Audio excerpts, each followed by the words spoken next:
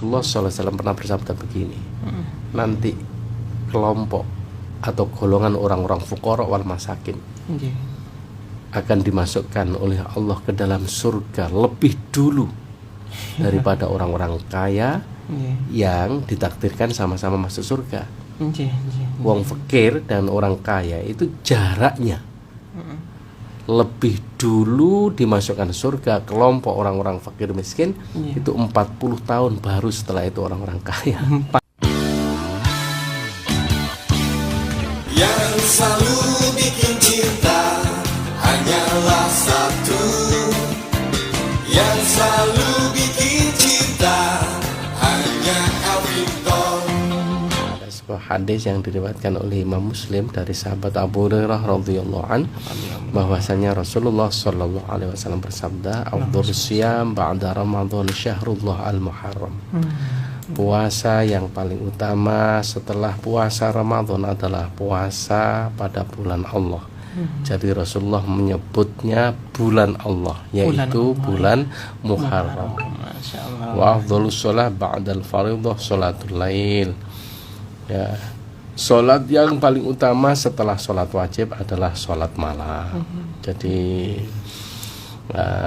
di dalam kaitan ini para ulama kemudian memberikan keterangan bahwa puasa di bulan Muharram bukan hanya dilakukan pada tanggal 9, 10 yang sering kita kenal dengan Taswa Asyura, tapi disunahkan 1 bulan penuh bagi yang kuat puasa ya.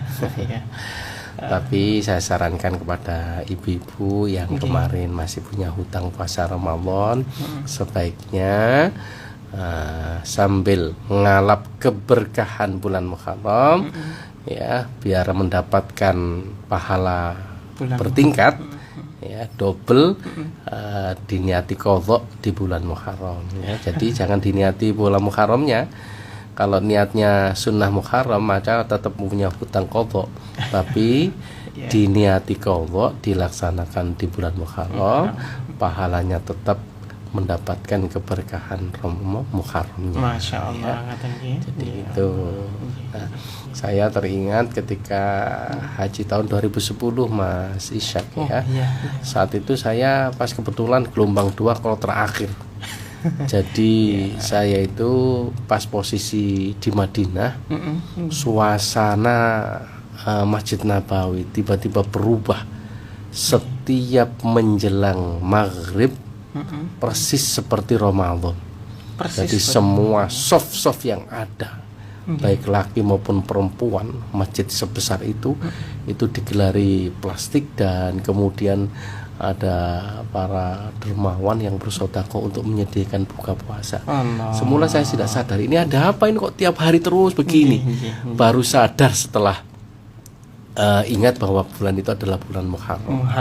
Jadi suasananya sama persis dengan bulan Ramadan. Kalau Ramadan kan kita puasa. Waktu itu saya juga ikut duduk sambil nunggu datangnya maghrib, tapi nggak puasa. Ya, tapi akhir-akhirnya saya juga kepingin puasa lah di bulan Muharram saat itu ya. Biar gak nunggu bukodok kan gitu. Biar dapat keberkahannya. Nah, itu suasananya di Mekah Madinah ya, saat bulan Muharram. Mungkin tradisi kita bisa Taswa Asyura aja sudah luar biasa ya. Nah, ini di antara hikmahnya, minimal walaupun kita tidak bisa puasa setiap hari ya, minimal tanggal 9 dan 10. Karena ada seorang sahabat namanya Abu Qatadah Al-Ansori ya, meriwayatkan bahwa Rasulullah SAW pernah ditanya oleh seorang sahabat, su'ilah Rasulullah SAW min yaumi Arafah ya, an saumi Arafah.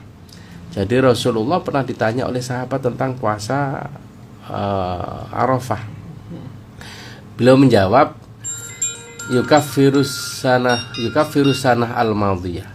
Jadi puasa Arafah ini bisa menghapus dosa setahun yang lalu maupun yang akan datang ya. Wa qala wa su'ila an shaumi yaumi Asyura faqala yukaffiru sana al-madiyah. Dan kemudian beliau ditanya tentang fadilah hikmah puasa Asyura tanggal 10 di bulan Muharram. Beliau menjawab yukaffiru sana al-madiyah, bisa menghapus dosa setahun yang lalu. Jadi tingkatan dan derajatnya masih tinggi puasa Arafah ya. Nah, tapi minimal dengan puasa sehari tanggal 10 Muharram itu bisa menghapus dosa setahun yang lalu, kan luar biasa. Cuma memang di dalam satu riwayat pernah Rasulullah jalan-jalan, ternyata orang-orang Yahudi pada puasa. Waktu itu Rasulullah bertanya kepada mereka, apa yang kalian lakukan? Saya sedang puasa. Puasa apa? Kami puasa setiap tanggal 10 Muharram atau yang disebut Asyura tadi ya. Dalam rangka mensyukuri nenek moyang kami, Nabiullah Musa alaihissalam, yang telah diselamatkan oleh Allah dari bahaya besar. Ketika itu kan dikejar Raja Fir'aun dengan bala tentara yang lengkap dengan senjata, dan dalam kondisi terjepit Nabi Musa akhirnya bisa membelah lautan. Ya, sehingga beliau dan umat orang-orang beriman kepada Allah diselamatkan dari bencana besar itu. Nah, itu terjadi pada tanggal 10 Muharram. Karena itu kami selalu mensyukurinya dengan menjalankan puasa. Nah, Rasulullah kemudian bilang, justru kami yang lebih berhak, kami yang lebih dekat dengan Nabi Musa alaihissalam, karena itu adalah nenek moyang kami. Ya, oleh karena itulah kemudian Rasulullah bilang kepada para sahabat, khaliful Yahud, hendaklah kalian puasa berbeda dengan orang-orang Yahudi, orang-orang Nasrani yang hanya puasa di bulan Muharram pada tanggal 10 saja. Nah, akhirnya Rasulullah bilang sumu qablahu au yauman ba'dahu. Jadi silahkan puasa yauman qablahu wa yauman ba'dahu, sehari sebelumnya atau sehari sesudahnya. Jadi kalau memang kita sempat ya 9 10 atau 10 11 atau 9 10 11 ya, tambah besar barokah dan pahalanya gitu, ya. Nah, itu diantara amalan di bulan Muharram ini ya. Yang kedua, dianjurkan kita memperbanyak sedekah ya, terutama kepada fuqara wal masakin. Ini karena saya teringat pesan Rasulullah kepada seorang sahabat namanya Abu Dzar Al-Ghifari ya. Ausini khalidi bisab'in. Rasulullah sallallahu alaihi wasallam, kekasihku, telah berwasiat kepadaku dengan 7 hal. Di antaranya adalah wa an uhibbal masakin wa an adnu minhum, agar aku mencintai fuqara wal masakin ya, dan lebih dekat dengan mereka. Masya Allah. Ya, karena suka menyantuni fuqara wal masakin, membahagiakan mereka. Ini bisa menjadi wasilah, sarana kita akan lebih dekat dan dicintai oleh Allah Subhanahu wa taala. Masya Allah. Sebagai wasilah ya, Prof. Iya. Karena itu saya teringat ada sebuah hadis yang diriwayatkan oleh sahabat namanya Anas bin Malik radhiyallahu anhu. Rasulullah SAW pernah bersabda begini, nanti kelompok atau golongan orang-orang fuqara wal masakin akan dimasukkan oleh Allah ke dalam surga lebih dulu daripada orang-orang kaya yang ditakdirkan sama-sama masuk surga. Wong fakir dan orang kaya itu jaraknya lebih dulu dimasukkan surga kelompok orang-orang fakir miskin itu 40 tahun baru setelah itu orang-orang kaya. 40 tahun. Dan kemudian Rasulullah bilang kepada Sayyidah Aisyah, ya Aisyah, karena itu hendaklah kamu dekat dan mencintai orang-orang fakir miskin, supaya kamu nanti di akhirat akan diperhatikan dan dekat dengan Allah Subhanahu wa taala. Jadi memang pada zaman Nabi itu ada kelompok-kelompok yang disebut dengan Ahlus Suffah, orang-orang yang tidak punya rumah, kemudian membuat tenda-tenda di sekitar Masjid Nabawi, yang makan dan kebutuhan sehari-hari, termasuk ada santunan dari Rasulullah berkat sumbangan dari orang-orang yang dermawan begitu, para sahabat-sahabat yang kaya yang menjamin kehidupannya, mereka hanya ibadah tok kan gitu ya, kan nggak punya kerjaan apapun, sehingga disebut dengan ahlus sufah itu. Ya. Jadi begitu Mas Ishak, apalagi ini di bulan Muharram, kita menyiapkan diri kalau dapat rezeki untuk menyantuni fuqara masakin, terutama anak-anak yatim. Ya. Itu pahalanya luar biasa. Apalagi bulan Muharram ini ada yang mengatakan keramat ya, Prof. Ini ya keramatnya karena memang Rasulullah menyebut syahrullah. Ini adalah bulannya Allah kan gitu. Gitu ya. Termasuk di dalam Al-Qur'an disebutkan asyhurul hurum. Ada 4 bulan yang dimuliakan dan dianggap suci oleh Allah. Ya termasuk bulan Muharram ini, sehingga orang-orang Islam waktu itu di bulan-bulan ini, termasuk di bulan Muharram, diharamkan tidak boleh berperang karena harus dijaga perdamaiannya. Ya. Tidak boleh, jangan berperang. Kalau berperang selain bulan Muharram atau 4 bulan, yaitu bulan Rajab, Dzulhijjah, Dzulqa'dah dan Muharram ini. Ya. Itu Masya Allah. Iya, Mas Ishak. Jadi seperti itu. Mudah-mudahan Idul Fitri kita semua ya dirubah takdir kita yang jelek menjadi baik berkat sedekah, berkat menyantuni fuqara masakin dan anak-anak yatim ya. Itu. Ya, mungkin kita lanjutkan pertanyaannya Prof ya. Ya.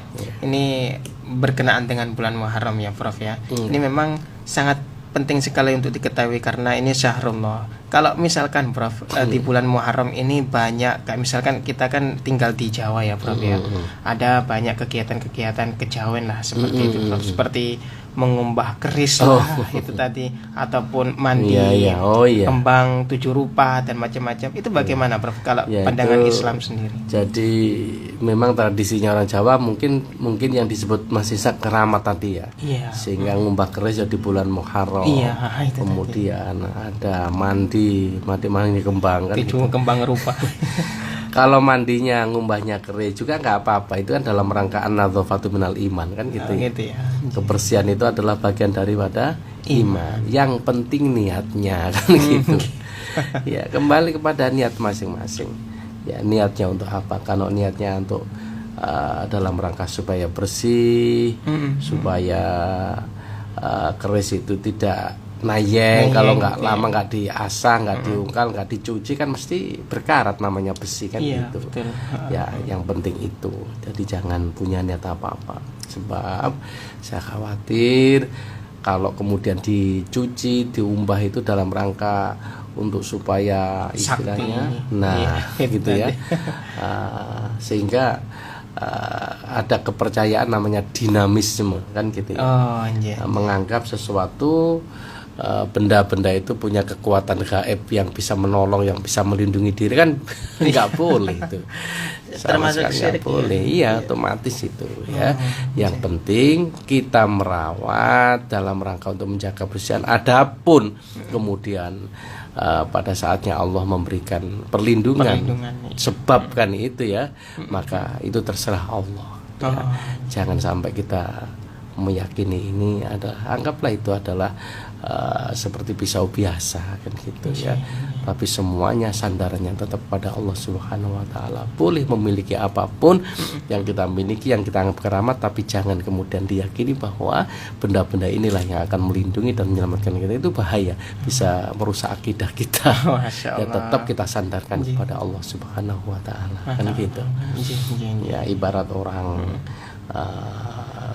sakit ya, kemudian ikhtiarnya kan harus beli obat kan gitu, beli obat kemudian diminum, tapi keyakinan tetap bahwa yang menyembuhkan bukan obat tapi Allah. Ya sama seperti itu Mas Ishak. Kalau kita salah niatnya kan walaupun kelihatan sepele tapi kan bisa merusak akidah kita. Nah, oleh karena itulah pentingnya ngaji di sini ini dalam rangka untuk supaya kita meluruskan niat dan semata-mata mengharapkan ridho Allah Subhanahu wa taala. Semuanya kita muaranya menomorsatukan Allah. Tidak ada yang nomor satu kecuali Allah, tidak ada yang bisa menolong dan melindungi kecuali Allah. Maka kita muliakan ya, kesucian bulan Muharram sebagaimana syariat yang dikehendaki oleh Allah dan Rasulnya. Jangan sampai dicampuri oleh akidah-akidah tradisi-tradisi yang seperti itu. Enggak apa-apa itu kita lestarikan, kita lakukan, tapi niatnya semata-mata mencari ridhonya Allah. Kan gitu. Tetap dilakukan, Prof, tapi dijaga nih. Kalau lah memandi dengan kembang, ya kembang itu adalah sesuatu yang harum, kan gitu ya. Rasulullah juga senang-senang harum. Kita sholat boleh membawa kembang supaya harum. Kalau memang beli parfum itu mahal misalnya, ya bunga melati di saku, kan gitu misalnya. Atau kemudian supaya harum dan lebih nikmat mandinya, ya berendam kembang. Karena kan sekarang dengan terapi-terapi kosmetik atau namanya klinik kesehatan itu kan juga ada mandi bunga yang beraneka ragam, tapi pun juga mahal, kan gitu. Ya kalau seperti itu insya Allah nggak ada masalah. Yang penting di dalam hati dan pikiran kita tetap menomorsatukan Allah. Nah, gitu. Ya. Ya, Masya Allah. Tetap jaga niat ya, Prof. Ya. Baik, kita ke WA dulu, Prof. Satu pertanyaan, nanti kita akan rehat sejenak, Prof. Assalamualaikum warahmatullahi wabarakatuh, Profesor Jazil. Semoga panjenengan sehat walafiat dalam lindungan Allah. Ngapunten badhe tanglet ya, Prof ya. Bagaimana, Prof, sikap kita ketika waktu kita di bulan Muharram yang kemudian kita melihat orang-orang yang pakai belangkon, orang-orang yang menyumet dupa dan seterusnya. Kadang-kadang saya pribadi sendiri ada perasaan yang tidak enak ataupun suudon, Prof. Bagaimana cara kita untuk menyikapi agar hati kita selamat gitu, Prof? Ngapunten. Wassalamualaikum. Ya, ini kan sama dengan yang disampaikan Mas Isak tadi ya. Iya, hampir sama. Jadi kata kuncinya kan innamal a'malu binniyah. Wa innamal likulli imrin ma nawa. Jadi segala sesuatu itu kan tergantung pada niatnya. Dan perkara itu dilihat oleh Allah dan tidaknya itu kan dari niatnya ya. Al umuru bimaqasidiha. Segala urusan persoalan yang kita lakukan itu tergantung niat dan maksud yang ada di dalam hati. Ya. Jadi kalau belangkonan nggak ada masalah, mau itu pakaian biasa. Kalau nyumet biasa sama dengan nyumet kita kembang api kan gitu kan nggak masalah. Yang paling penting tidak diyakini bahwa dengan menyumet dupa akan mendatangkan roh-roh halus, kan itu. Itu kan sama dengan kepercayaan animisme yang dilakukan oleh tradisinya orang Hindu Buddha pada zaman dulu, ya. Nah, kalau itu ingin panjenengan, misalnya ada orang yang nyumet seperti itu, ya yang penting nyumet biasa nggak ada masalah. Yang menjadi persoalan kan kemudian muncul keyakinan kalau tidak nyumet misalnya akan timbul sesuatu yang tidak baik, kan gitu. Itu yang tidak boleh. Nah, kita sebagai orang Islam melihat hal seperti itu kan memang di dalam hadis disebutkan melihat sesuatu yang mungkar, sesuatu yang salah, kita kan memang sama Rasulullah ada 3 hal yang kita lakukan. Yang kalau pertanyaannya sikap kita gimana? Man ra'a minkum mungkaran falyughayyir biyadi. Maka rubahlah dengan tangan. Rubah dengan tangan ini kan bukan urusan kita, itu penguasa kan gitu ya. Itu kalau kita yang fa'ilam yastati, kalau tidak bisa merubah dengan tangan, falyughayyir bilisani, dengan lisan. Ya kita ingatkan, kita tanya baik-baik. Kalau itu misalnya saudara kita, ya kita ajak dialog, apa maksudnya, mungkin ya. Nah, kalau kemudian ada hal-hal yang menurut kita itu menyimpang, niat yang salah, ya kita luruskan bahwa itu tidak benar, kan gitu. Gitu, dengan lisan diingatkan. Nah, apabila fa'ilam yastati, bisa jadi maksud kita baik mengingatkan, tapi orang kan bisa salah paham, salah terima ya. Atau malah bisa kontraproduktif. Ya, maksud kita baik tapi justru akan menimbulkan tukaran. Atau mungkin malah menimbulkan kebencian. Nah, kita harus pertimbangkan karena memang ini persoalan-persoalan sosial yang sangat sensitif kan gitu ya. Fa'ilam yastati, manakala itu menimbulkan mudorot, ya, menimbulkan ketidakharmonisan dalam hubungan sosial dengan diingatkan secara lisan, orang malah gampang tersinggung misalnya, maka fabi kolbi, kita doakan mudah-mudahan dapat hidayah dan mudah-mudahan kalau itu salah Allah memberikan bimbingan kan gitu. Jadi pada prinsipnya melakukan apapun sebenarnya tidak ada masalah selama, nah itu ya kita catat ini sekarang, selama tidak meyakini, kalau tidak nyumpet dupa, membakar dupa, itu akan terjadi hal-hal yang demikian kan gitu. Ya, kalau itu kemudian diyakini akan mendatangkan roh halus, kemudian akan bisa melindungi kita, wah itu yang tidak boleh. Itu kita sebut dengan syirik kan gitu ya. Ya karena itulah dalam konteks seperti ini di bulan Muharram kita jaga kesucian dan kemuliaan bulan Muharram dengan jalan apa itu? Kembali pada yang disampaikan Rasulullah sebagai orang Islam, memperbanyak puasa supaya kita diselamatkan dunia akhirat, supaya hajat kita dikabulkan diridhoi Allah, kemudian memperbanyak sedekah, dengan sedekah taf'ul bala, maka Allah akan menghilangkan bencana dan musibah kan gitu. Nah, seringkali ada sebuah tradisi larung sesaji istilahnya kan ya, buat tumpeng tapi kemudian tidak dimakan. Banyak orang kelaparan. Ini kan sebagai sesuatu yang mubazir. Kemudian dilarung di lauk, kepala sapi. Nah, itu kan sementara kanan kiri kita kan masih banyak yang suka itu.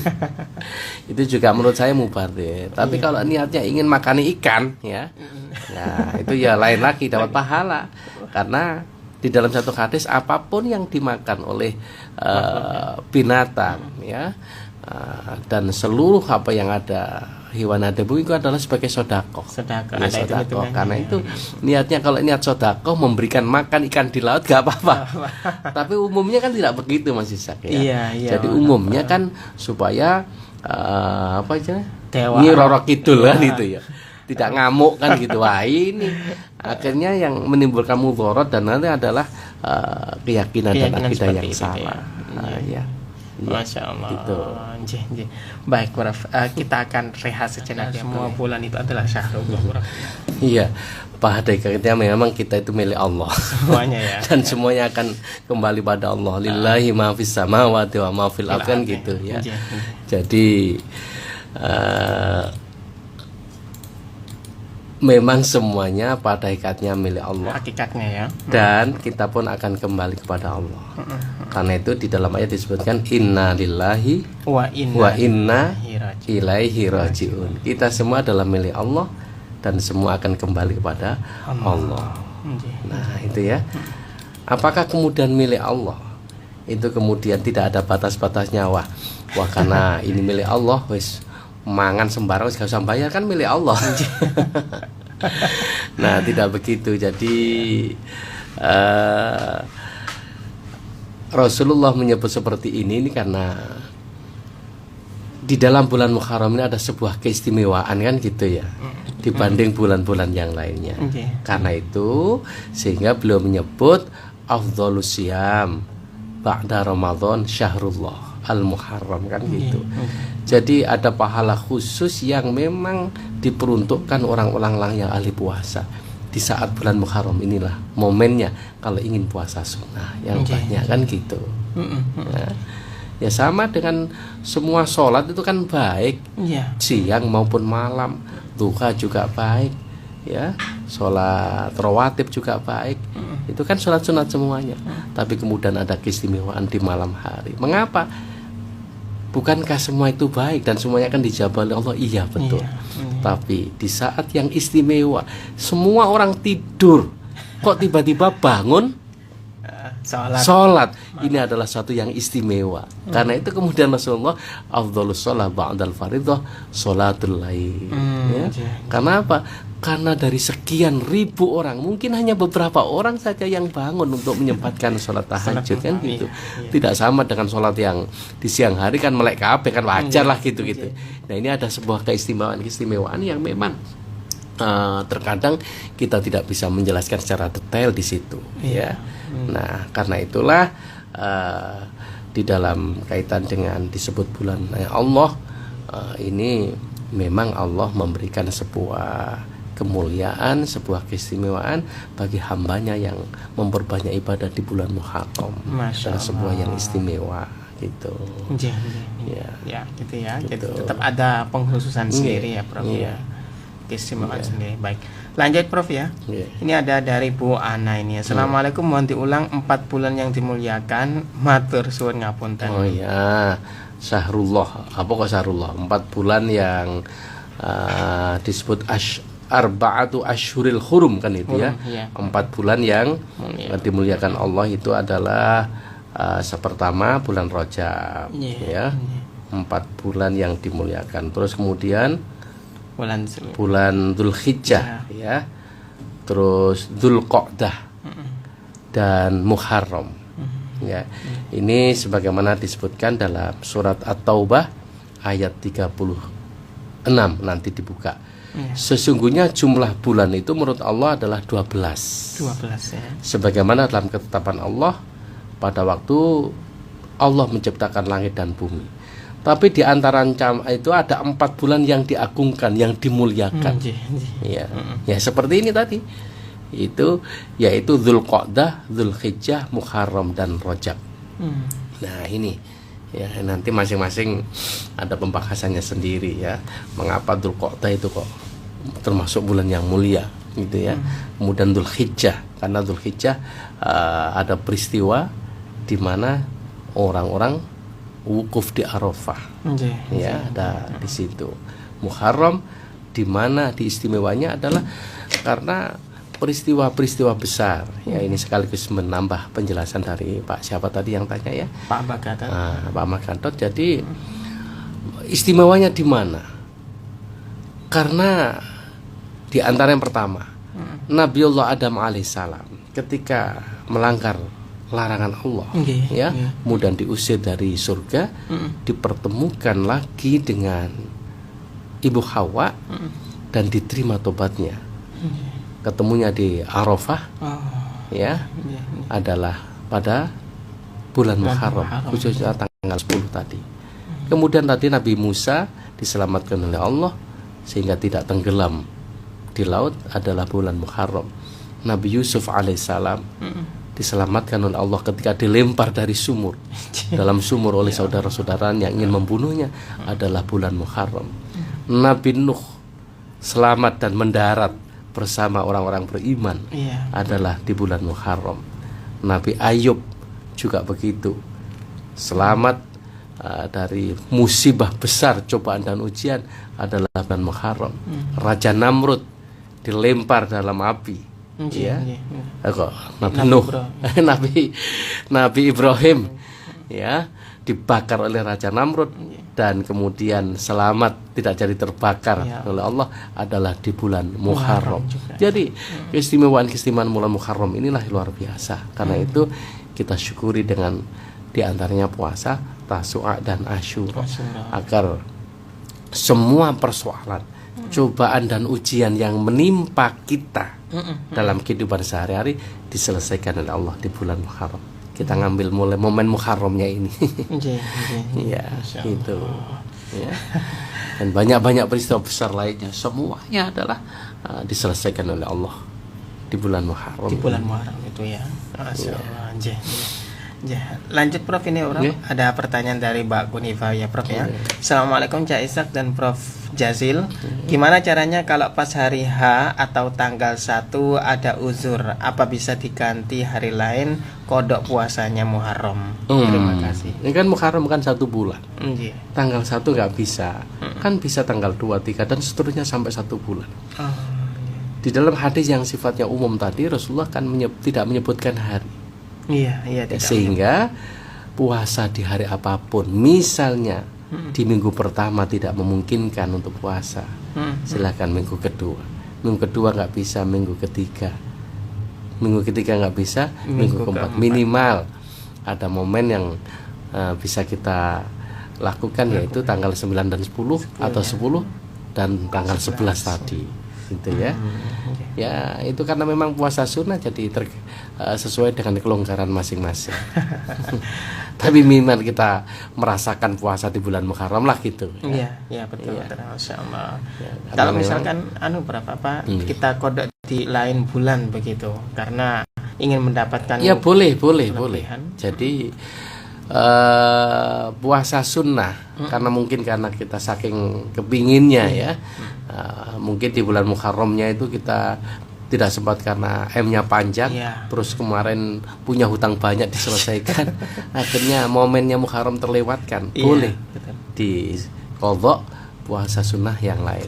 Sebab di dalam satu riwayat pernah suatu saat Sayyidah Aisyah itu puasa sunnah ya, Senin atau Kamis gitu, kemudian bertamu kepada sahabatnya seseorang, dan kemudian mau nggak dimakan, nggak enak, dimakan gimana? Nah ternyata ketika mengadukan Rasulullah akhirnya membatalkan puasanya. Di dalam satu riwayat Rasulullah kemudian menganjurkan untuk puasa, menggantinya di hari lain, gitu. Ya, sama dengan kita sholat tahajud misalnya, punya kebiasaan tahajud tiba-tiba tertidur, kan kelewat, maka diperbolehkan dan tetap dianjurkan mengqadha sholat sunat tahajud yang terlewatkan tadi. Jadi qadha itu bukan hanya sholat fardu saja, puasa fardu saja, tapi boleh puasa sunnah dan sholat sunnah itu boleh diqadha. Cuma qadha puasa sunnah, qadha puasa sholat sunnah itu tetap hukumnya juga sunnah. Andai kata tidak diqadha juga nggak apa-apa kan gitu. Sama-sama sunnah. Iya. Insya Allah gitu ya. Baik, lanjut Prof ini ya. Ini Assalamualaikum Cak Ishak Prof. Saya mau tanya maksud yang disebut dosa jariah itu bagaimana? Sekian, terima kasih. Ya, saya kemudian teringat di dalam penyalipan Nabi Isa alaihissalam yang diyakini oleh orang Kristen kan gitu. Tapi sebenarnya kan itu bukan Nabi Isa. Nabi Isa itu diangkat oleh Allah ke langit. Kan dalam Al-Qur'an sudah jelas. Nah, bagi orang Kristen yang punya keyakinan bahwa disalibnya Yesus Kristus itu adalah dalam rangka untuk menebus dosa turunan, kan gitu. Karena Nabi Adam dianggap berdosa dan itu mewarisi dosa turunan, maka bisa ditebus dengan disalibnya Yesus Kristus. Itu kan keyakinan orang Kristen ya. Tapi di dalam Islam tidak ada yang namanya dosa turunan ya. Karena masing-masing orang akan mempertanggungjawabkan amal perbuatannya sendiri.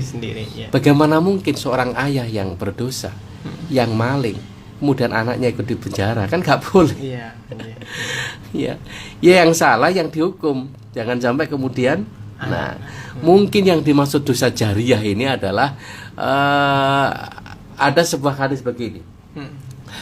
Man sanna sunnatan hasanatan. Barang siapa melakukan sebuah kebiasaan tradisi baik, kemudian ditiru oleh orang. Wah, Mas Isa kok rajin, sehingga ada orang yang kepencut ingin melakukan seperti yang dilakukan oleh Mas Isa. Ya, mulai dari pakaiannya, modis gitu ya. Akhirnya ditiru. Sampai kemudian amal solehnya itu, maka walaupun Mas Ishak tidak melakukan, karena ada orang yang tertarik dengan penampilan Mas Ishak sehingga meniru kebaikan yang dilakukan Mas Ishak, maka itu adalah termasuk pahala jariah. Begitu pula man sanna sayyi'atan, barang siapa yang melakukan sebuah perbuatan tradisi yang jelek kemudian ditiru oleh anak cucunya, maka itulah yang disebut dengan dosa jariah, kira-kira gitu ya. Jadi misalnya dulu tidak ada di kampung ini tradisi judi. Tiba-tiba ada orang yang pendatang baru membuat organisasi judi, sabung ayam atau apa, sehingga itu diikuti oleh, maka meskipun dia mati akan mendapatkan dosa turunan. Iya. Atau misalnya orang-orang kampung itu adalah orang-orang yang berjubah semua, terus kemudian dia datang menceramahkan bahwa ini adalah kuno tidak modern, kan gitu ya. Akhirnya orang-orang itu pakai pakaian modis membuka aurat semua, maka inilah yang disebut dengan dosa jariyah itu, kalau diikuti oleh yang lainnya. Makanya dalam kajian ini kita mengingatkan agar kita semua berusaha menjadi orang baik dan ditiru oleh anak cucu kita, orang-orang yang ada di sekitar kita, adalah sebuah kebaikan agar pahalanya terus mengalir. Nah, jangan sampai melakukan sebuah dosa yang itu kalau kemudian ditiru oleh anak cucu kita, orang-orang sekitar kita, maka kita akan mendapatkan dosa jariyah sampai selamanya. Masya Allah. Karena ngelakoni elek itu adalah niru orang pendahulunya. Gitu. Ya, bahayanya Allah, astagfirullah. Baik. Oke, terima kasih ya Bu Nani ya. Itu tadi dari kita lanjut ya, Prof ya. Ini dari Mas Musta'in ya. Assalamualaikum Yai, mau tanya, ketika ibu mengatakan siap menanggung dosa anaknya pindah agama, apakah itu bisa terjadi Yai? Sekarang beliau meninggal dunia. Innalillahi ya, artinya siap menanggung dosa anaknya karena pindah agama gitu. Iya. Jadi soal dosa itu seseorang tidak bisa menanggung dosa orang lain, kan gitu. Iya. Jadi wala taziru waziratu wizra ukhra. Jadi Allah sudah menyebutkan dalam Al-Qur'an, seseorang tidak bisa menanggung dosa orang lain, meskipun dia mengatakan begitu, meskipun sudah ikrar, karena masing-masing orang faman ya'mal mithqala dzarratin khairan yarah wa man ya'mal mithqala dzarratin syarran yarah. Nanti di akhirat seseorang itu akan ditimbang sesuai dengan amal solehnya masing-masing. Walaupun amal soleh itu sekecil dzarrah pun akan ditimbang, akan diperlihatkan. Ataupun sebaliknya, sekecil apapun kejelekan dia lakukan akan diperlihatkan. Jadi tidak bisa masih saya ngelakoni dosa kemudian aku yang nanggung. Atau sebaliknya, ngelakoni api aku yang ngepek, nggak bisa. Jadi dalam Islam tidak seperti itu. Nah, ning ngono lah aku enak Mas Isak, wis sampean sing poso aku sing bayar. Nggak bisa. Jadi Allah aku memberikan taklif beban kewajiban kepada masing-masing orang, tidak kepada kelompok atau golongan. Sehingga sekali lagi, meskipun ibu bilang seperti itu, nggak akan terpengaruh sama sekali. Semua nanti akan dipertanggungjawabkan oleh masing-masing individu. Adapun doa anak kepada orang tua tetap kita harus lakukan. Nah, itu masih bisa, karena Rasulullah kan bersabda, ini yang memungkinkan ya. Kalau orang tua kita nanti sudah mati dan kita sudah terputus amal kita karena kematian, maka ada 3 hal yang masih bisa mengalir terus pahalanya. 1, sedekah jariyah. 2, ilmu yang manfaat. Yang ketiga adalah doa anak-anak yang soleh-solehah. Cuma yang perlu diingat, yang sampai doanya itu adalah yang imannya sama ya. Karena di dalam sebuah Al-Quran surat Al-Hasyr disebutkan Rabbana ighfir lana wa li ikhwanina alladzina sabaquna bil iman wa la taj'al fi qulubina ghillan lil ladzina amanu rabbana innaka ra'ufur rahim. Jadi kalau imannya tidak sama, apalagi sudah pindah agama, naudzubillah, maka terputuslah, itu sudah gak nyambung. Jadi kalau orang tua sama-sama beriman, itu baru kita doakan. Boleh mendoakan orang non muslim itu tidak boleh kalau sudah mati. Tapi kalau orang non muslim, orang Yahudi Nasrani, kita doakan supaya dapat hidayah ketika masih hidup, boleh. Nah, tapi kalau sudah meninggal tidak boleh. Sehingga kita tidak boleh nyelameti atau ngekoli orang-orang non muslim yang walaupun itu adalah seagama dengan kita. Makanya doanya Nabi Nuh kepada anaknya itu ditolak oleh Allah, disabat oleh Allah, innahu laisa min alik. Ketika anaknya tenggelam dan minta supaya diampun oleh Allah, ditolak oleh Allah. Itu bukan anakmu, karena beda dengan akidah dan agamamu, tidak beriman kepada Allah. Padahal seorang nabi ya. Doanya Nabi Muhammad SAW kepada pamannya Abu Thalib yang membela perjuangannya. Dijawab oleh Allah, innaka la tahdi man ahbabta walakin Allah yahdi man yasha. Engkau tidak berhak memberikan hidayah, petunjuk, bimbingan pada orang yang kamu cintai sekalipun, karena hidayah dan petunjuk itu adalah hak Allah. Nah, ketika Rasulullah nangis supaya diampun dosanya, ditolak oleh Allah. Karena apa? Karena Abu Thalib dalam riwayat disebutkan meninggalnya belum sempat mengucapkan 2 kalimat syahadat, kan gitu ya. Jadi ya itu takdir Allah sudah ya. Makanya kita syukuri hari ini kita tetap mendapatkan hidayah dari Allah ya. Dan dalam tetap iman Islam jangan sampai tergoyahkan sampai akhir hayat kita ya itu. Saya kira demikian Mas Ishak ya. Saya kira cukup. Mari kita akhiri dengan doa. Saya teringat Mas Hilmi ya, Mbak Nikma yang suaranya kita dengar selalu mengajak kebaikan, dan inilah walaupun sudah meninggal tapi kebaikan yang terus mengalir ini. Ya inilah namanya kebaikan jariah, amal jariah ya, seperti ini ya. Mbak Nikma, Mas Hilmi yang sering kali menjadi ikonnya dari ternyata dia panggil oleh Allah terlebih dahulu. Mudah-mudahan diampun dosanya oleh Allah. Dan orang tua kita yang telah mendahului kita, guru-guru kita semua, orang-orang kita cintai, semua yang telah mendahului kita, diampuni dosanya oleh Allah. Lillahi ta'ala lana wa lahumul Fatihah. A'udzubillahi minasyaitonir rajim. Bismillahirrahmanirrahim. Iyyaka na'budu wa iyyaka nasta'in. Ihdinas siratal mustaqim. Shiratal ladzina an'amta 'alaihim ghairil maghdubi 'alaihim waladdallin. Amin. Allahumma shalli 'ala sayyidina Muhammad wa 'ala sayyidina Muhammad. Alhamdulillahirabbil alamin. Rabbana ighfir lana wa li walidina warhamhum kama rabbana shaghira. Allahumma ighfir lahum warhamhum wa'afihim wa'fu 'anhum. Rabbana atina fid dunya hasanah wa fil akhirati hasanah wa qina adzabannar. Wa adkhilnal jannata ma'al abrar ya 'azza wa ya rabbal alamin. Wassallallahu ala sayyidina Muhammad walhamdulillahirabbil alamin. Terima kasih atas perhatiannya. Mohon maaf atas segala kekurangan. Assalamualaikum warahmatullahi wabarakatuh.